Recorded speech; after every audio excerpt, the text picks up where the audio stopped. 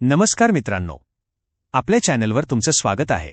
तर मित्रांनो, स्क्रीनवर आल्यानंतर तुम्ही पाहू शकता की जेव्हा आपण टीपी क्लायंट लॉग इन करतो तेव्हा the request failed with an empty response हा एरर आपल्याला पाहायला मिळतो।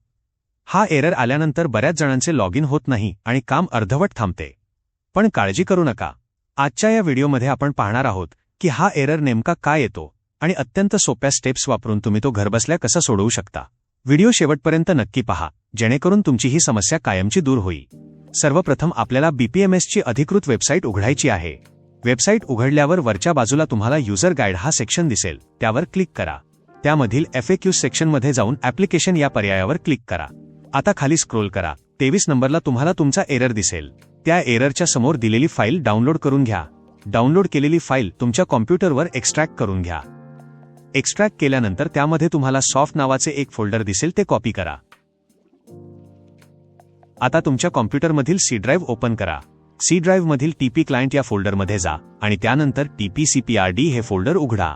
TPCPRD- फोल्डरमध्ये आल्यावर आधी कॉपी केलेले सॉफ्ट फोल्डर तिथे पेस्ट करा आणि त्यामधील सर्व फाईल्स रिप्लेस करा।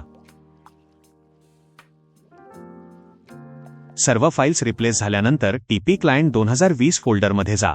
तिथे असलेल्या टीपी क्लायंट या सॉफ्टवेअरवर राईट क्लिक करून रन ॲज ॲडमिनिस्ट्रेटर निवडा आणि ते ओपन करा। अशा प्रकारे प्रक्रिया पूर्ण केल्यास तुम्हाला येणारा एरर पुन्हा कधीच येणार नाही। आता तुम्ही तुमचा लॉगिन आयडी आणि पासवर्ड टाकून तुमचे काम सुरक्षितपणे सुरू करू शकता।